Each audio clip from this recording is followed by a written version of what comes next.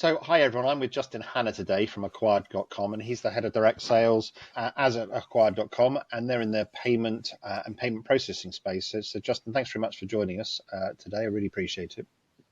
No worries. Thanks for having me. Excited. And I suppose we were just chatting in the sort of like the pre-meeting a little bit about like how payments have changed, and they've changed over time. We talked a bit about direct debit, we talked about CPAs and open banking, but what are you seeing in terms of volume and where the current volume is around where the way people are paying today, and how have you seen that evolved over time? Yeah, I think that we've seen direct debits were great for 25 years. They were fantastic, and that movement to CPA really allowed businesses to understand what's going on with payments immediately. Direct debits are great, but if you're waiting 4 to 5 days to then realise that a direct debit has failed, what the knock-on effect to the customer journey, the call centre process, the collections process, just takes a little bit longer. By enabling CPAs and taking that via a card payment, what we've definitely noticed is the customer journey in the process is immediate. If a CPA has failed at 3 in the morning, what does a lender or DCA are able to then act on that immediately? What we've now seen moving forward to the last 18 months and open banking and pay by bank is when a CPA fails from a consumer's perspective and they receive a notification, they can use pay by bank, open banking immediately. From a consumer perspective, it's a similar customer journey to making a payment, like you're going through to your bank, like you would for a card transaction to authenticate that. However, from a business perspective, the costs of what lenders and DCAs are saving by moving from a card payment to open banking is upwards of 60, 70, 80%. And even better than that is they're able to get that cash flow immediately. It's not waiting for a card payment funds to take 3 days to settle into their corporate account. Open banking is 247, 365, right? So if someone makes a payment or repayment, ad hoc payment on Christmas Day, as a lender, you're receiving them funds on Christmas Day.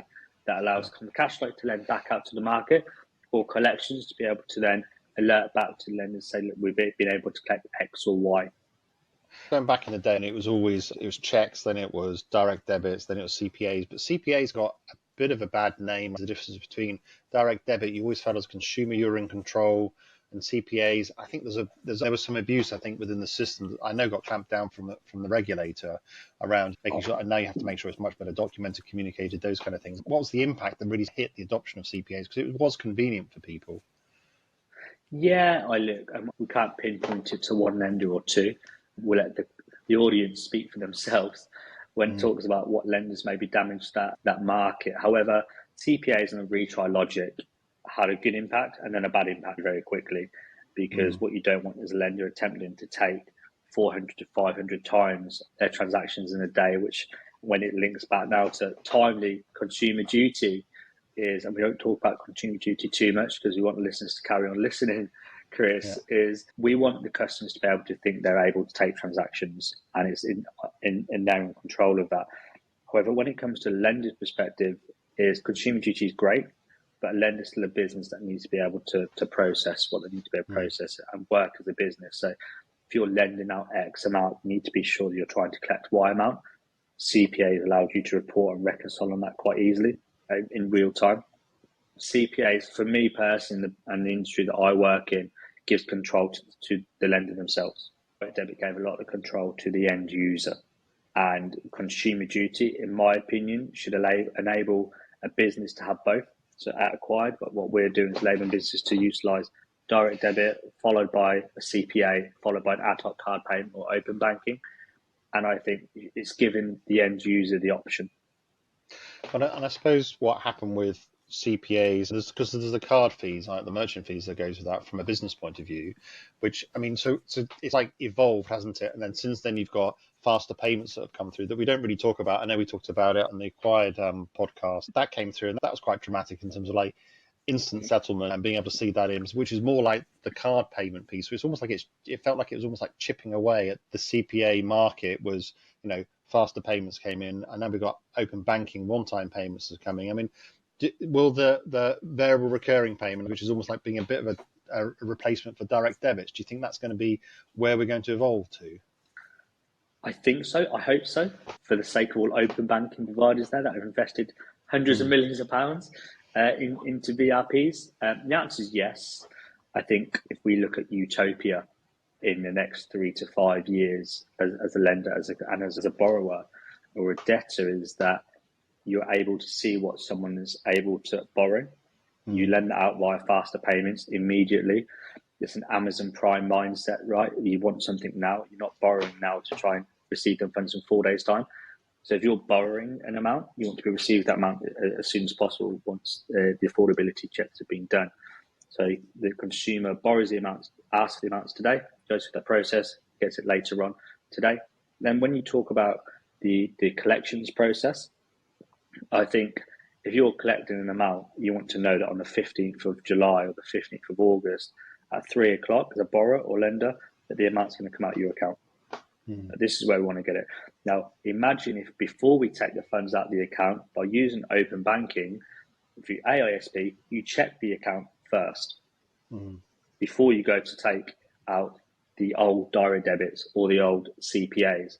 By open banking variable recurring payments, you're able to see if the money's in the account before you take it. This is pure utopia, right? What this means is you then should have a 100% success rate when you attempt a transaction. Now, the way it works with direct debits is the consumer can cancel their direct debits. I think the direct debit rate might be 92, 93%, which is great. The CPAs is less, but the immediate impact of that is knowing if a direct debit has failed, it could take 4 days. Knowing if a card payment has failed, it's instant, but you have to pay fees for that. Visa, MasterCard, the scheme fees, interchange fees, and the acquirer fees.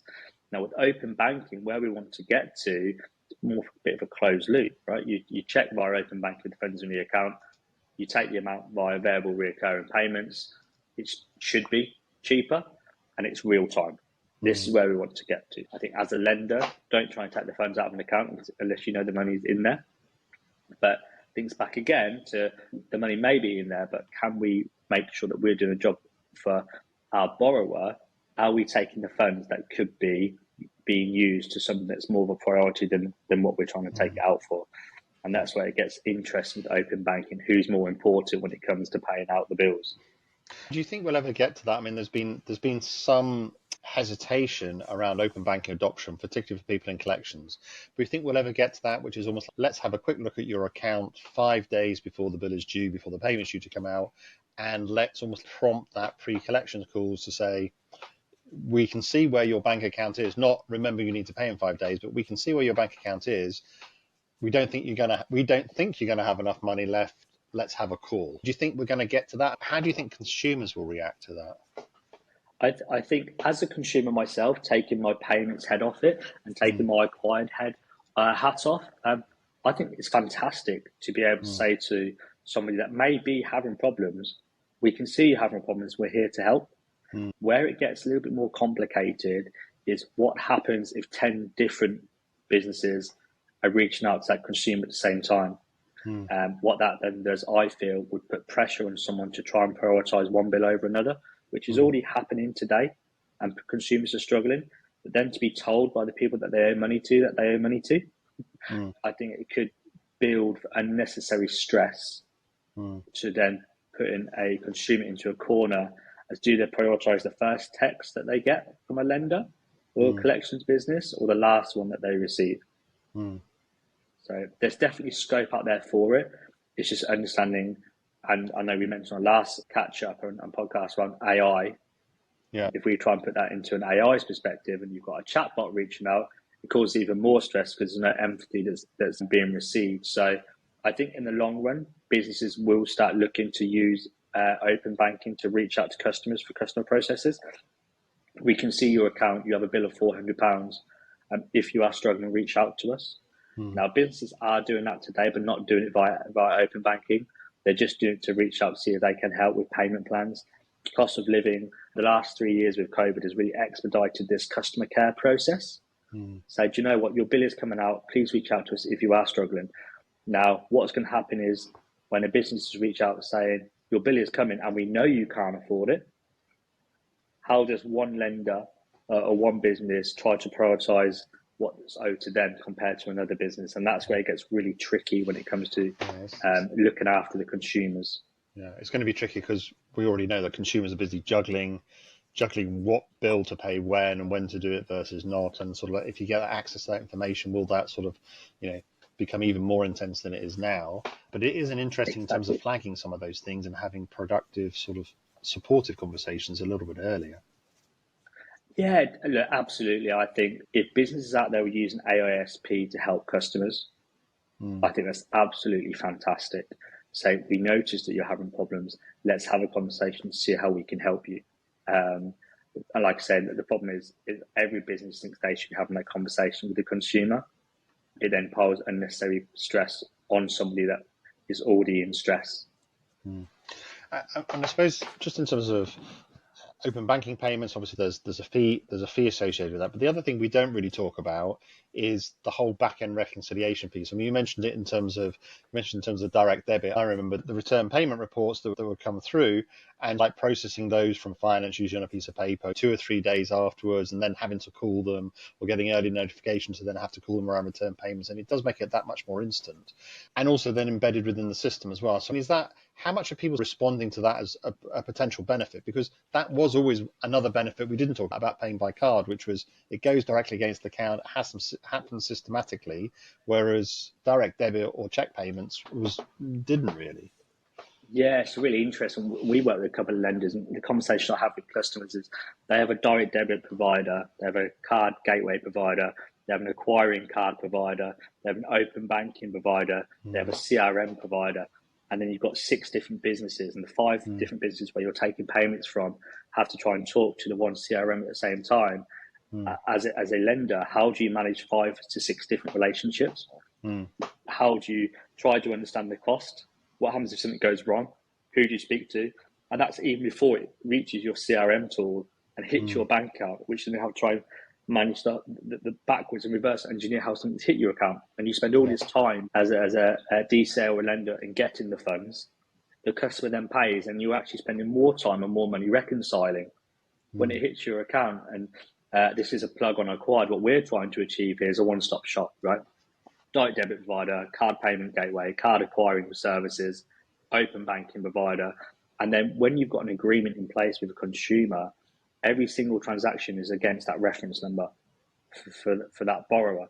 That's what you want to be able to achieve. The problem is that we've got some products like direct debit at 25 years old, and we've got open banking products that are a year old. Each has different APIs connected into different CRMs, into different reporting tools.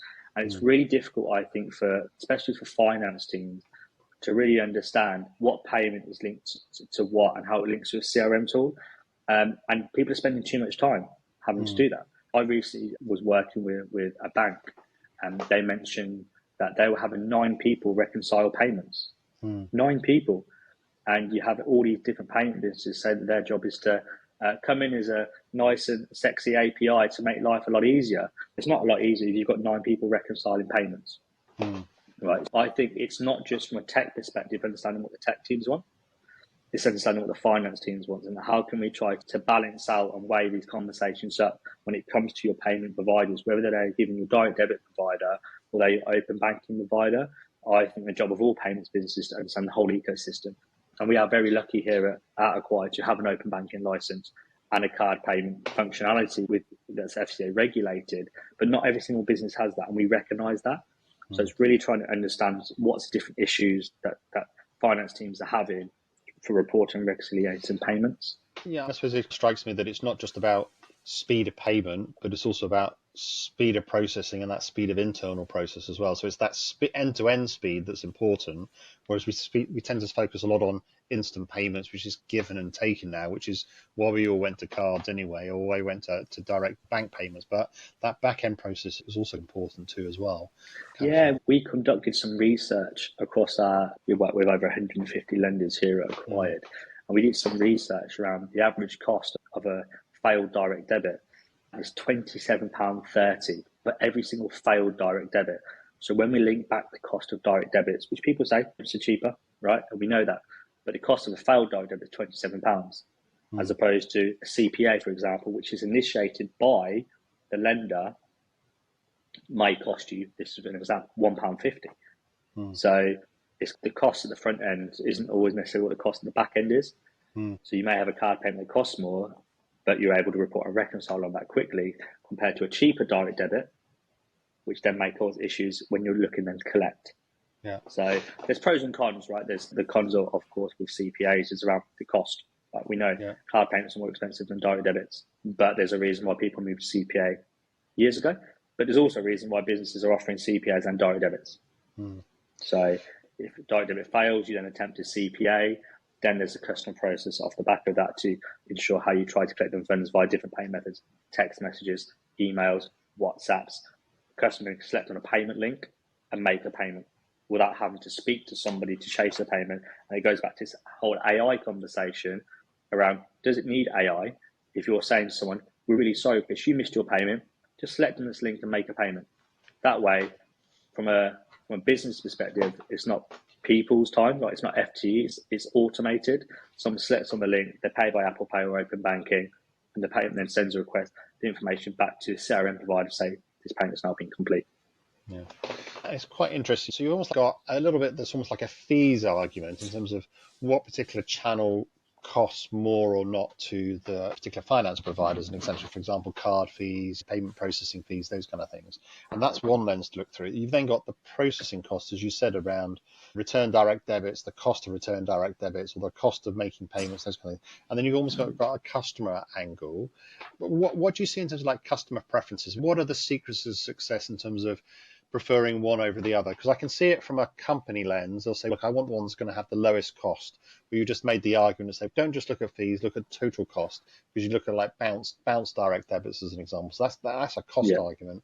What the customer preference, and what do we need to do to make sure that people are getting the right payment channels that are right for the customers? I think if we look at convenience as consumers ourselves, if I was on a website and I was borrowing an amount or going through a process, and it asked me for my card details or it asked me for my bank details, I would think that 70% plus of people will just put in their card details because they do that all day, every day. People very rarely put in their bank details for a direct debit unless normally they know there's a direct debit happening. Now, once you put in them details, we do not care, I think, as a consumer, if it's a direct debit or standing order or CPA. It comes out your bank account once a month. It's all about that consumer doing it at the very beginning. Now, I think personally, like I say, your card details for most Apple users and Google users, they're saved on your phone already. So it will say, card ending, blah, blah, blah. Are you happy to use this card? Select. What it doesn't say is, here are your bank details. Are you happy to use your bank details? So I think from a sign-up perspective, consumer journey, I would think people would prefer a card payment because your card details can be saved. However, with the use of open banking now, ISP and PISP, imagine if it said, we will set up a payment against your bank account, select here. You select here, it takes you through to your banking app, you agree that you want someone to be able to take that payment on a monthly basis, and then you go back to say, thank you, this is set up. So very much consumer driven. However, I think personally that most people would pay via a card payment for CPA than direct debit if given the choice. Yeah. So do you think that's driven by almost like familiarity, the fact that we're doing it whenever we're purchasing things online? We'll tend to gravitate towards credit cards or debit cards because that's what we're used to, that's what we're trained to do, rather than bank, which says, well, that's the alarms go off and say, well, look, it's my bank details, I've got to be more careful. I mean, so do you think that's a consumer training piece? Because whenever I've done it, it's actually as easy, if not easier, doing it through my bank as it is doing it through my credit cards, and I know it's cheaper as well from an end user, or a creditor point of view. Yeah, I think look, for the creditors, it's going to be cheaper if you use open banking. If I was given the option, honestly, it just depends on that day, and I think that's where we want to get to, because the UK especially has been very much driven by card payment options, whereas open banking, as you get used to it, and you look at the HMRC, right? If you go to pay your tax, you can pay a bill for HMRC, you can use open banking, pay by bank. If you go to pay for your Amex, the first payment option now is Amex Pay by bank. So I think as pay by bank becomes more and more common in the UK, there will start to be a switch over where people are more than happy to go to their bank to make the payment. As we go through authenticated payments today, when you use a card payment, it says open up your banking app to approve this transaction. People now are getting more and more used to just using their bank accounts. So I think there will be a move from card payments to open banking. Once more people get used to it, use everyday way of life, paying by pay by bank. Yeah. It's just interesting how the whole sort of psychology around like training us to use it is actually an important element as much as the actual technology itself to a certain extent.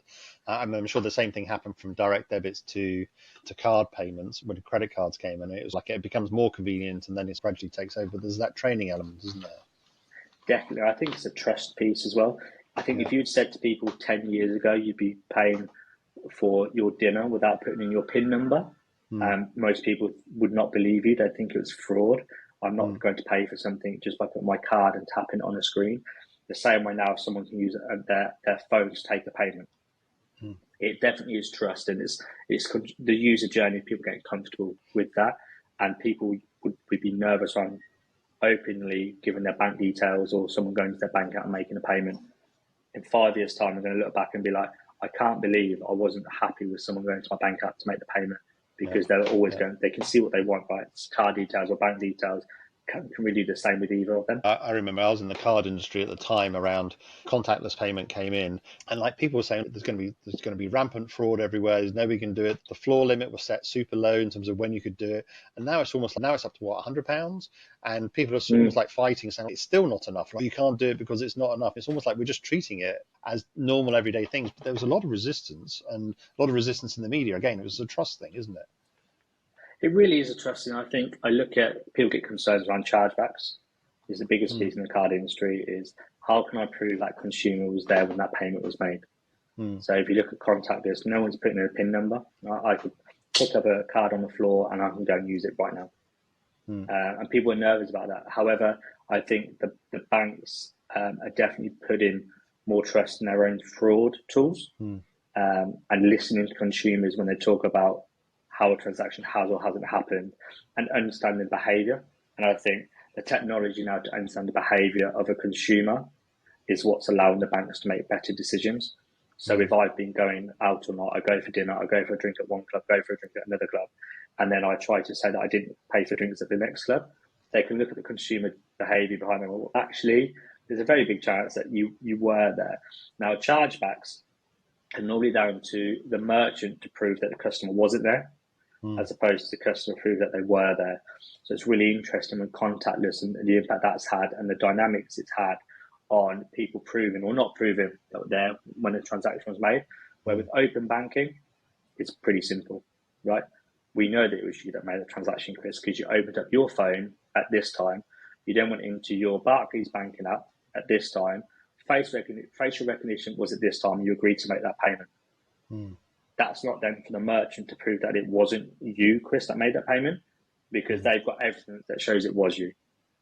And I suppose from an authentication point of view, it's almost like it's much more embedded in the process you're saying. Whereas I suppose even on what's this 3D secure in terms of like for contactless, you have to have Yeah. extra protocols on top, which is probably cameras in stores.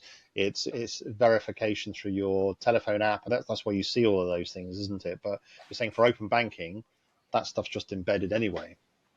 And look, when we look at strong card authentication, it's classed as two of the three different dynamics that Mm. you need for SCA, and open banking allows you to do that because you have your phone that is similar Mm. to having a card, and then the biometrics of your face is similar to having your PIN number. Mm. So it's just the same as me going to a shop, putting in my card and putting the PIN number, as opposed to paying the transaction with my phone and through biometrics. Yeah. And where do you think we go from here?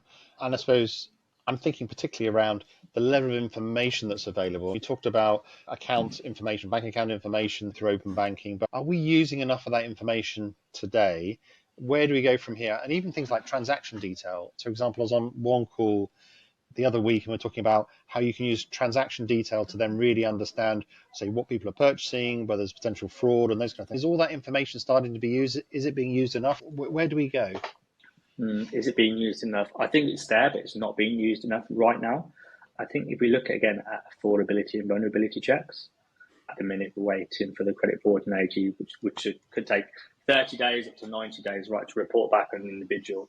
For me personally, using open banking and ISP, we need to check in real time if we're really going to be caring for consumers to understand if a customer can really afford what they're trying to buy. Mm. That's my thoughts on the AISP of open banking.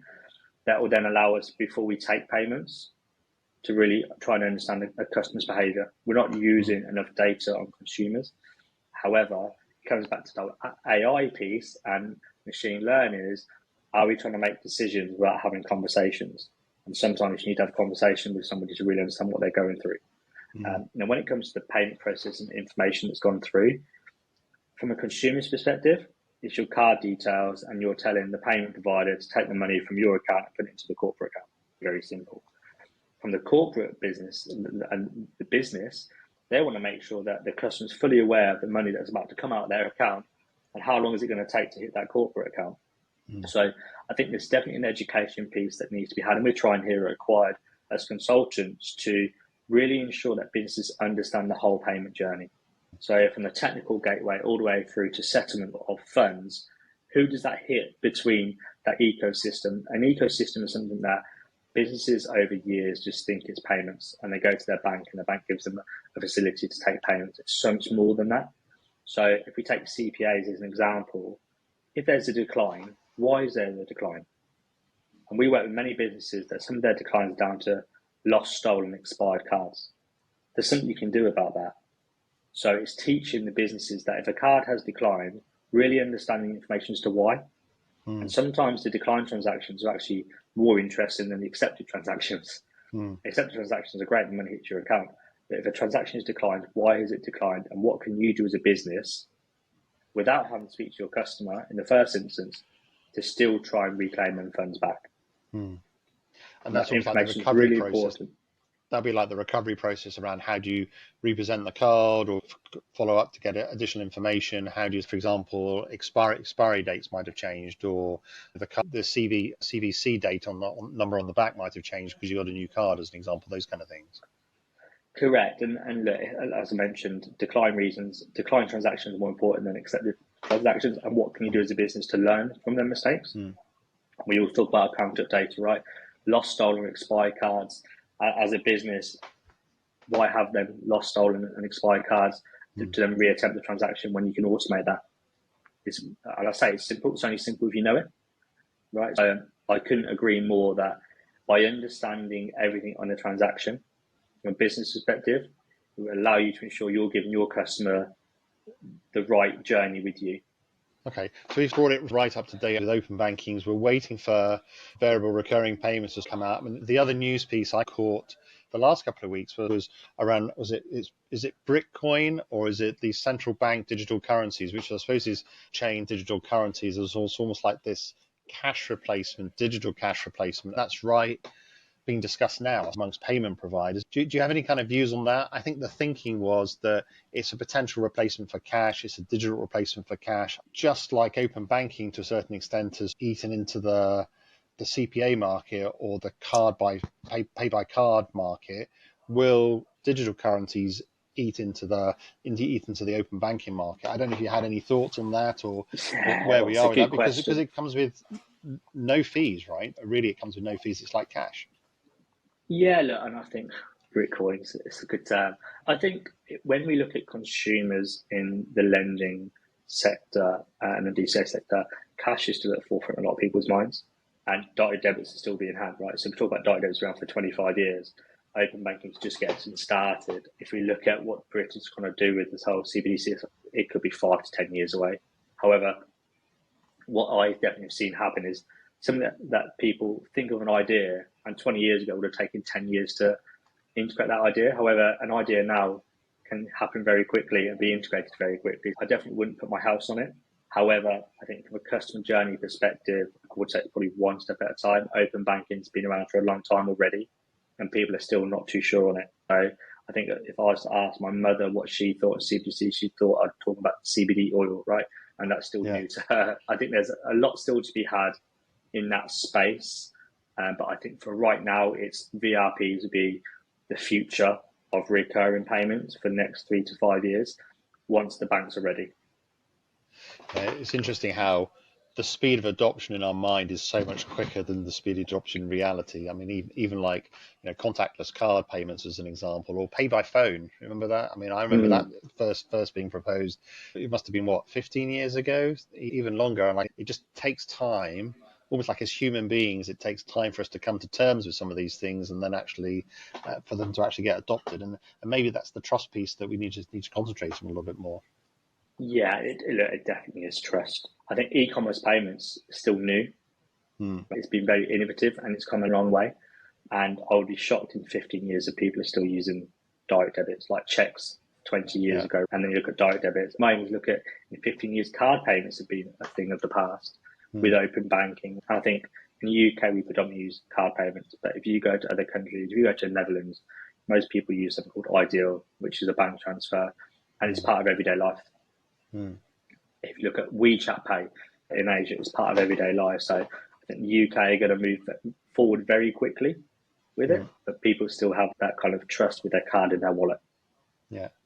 And I suppose one of the barriers, and we didn't chat about, was almost like micropayments. So it's almost like that, which people still use cash for. So it's like the pound here, it's the pound for parking, those kind of things. And we're starting to see that now with contactless payments coming through and debit cards. But do you think, is anything holding us back on that? Do you think open banking or these things that take a little bit of inertia to set through, is that an area where you think maybe digital currencies might actually help? Yeah, I think if I went and jumped in a London cab right now and said, "Do you want card or cash?" they're going to say cash. Yeah. And there's two reasons behind this. One, they don't want to pay the 2% fee, and two, they don't want to wait 4 days for their money. Hmm. That is the only piece. Now, if Yeah. you said to a taxi driver, "Can I scan this QR code?"